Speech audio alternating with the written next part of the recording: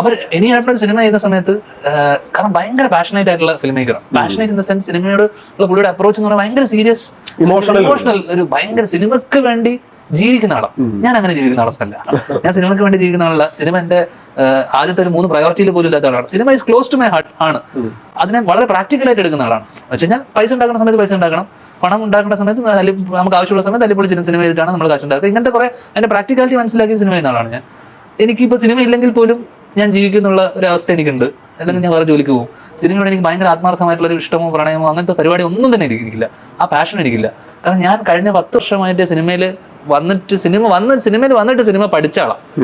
അതിന് മുന്നേ പോലും പെരിഫറൽ ആയിട്ടുള്ള അറിവ് മാത്രമേ ഉള്ളൂ. പക്ഷെ ചെയ്തും ഇപ്പൊ നേരത്തെ പറഞ്ഞ പോലെ അഭിനയിച്ച് ഫൈൻ ട്യൂൺ ചെയ്തതാണ്, സെൽഫ് ട്യൂൺ ചെയ്തതാണ് ഞാൻ. അല്ലാതെ ആരും വന്നിട്ട് നമ്മളെ പറഞ്ഞു കഴിയുകയോ ഒന്നും ചെയ്തിട്ടില്ല.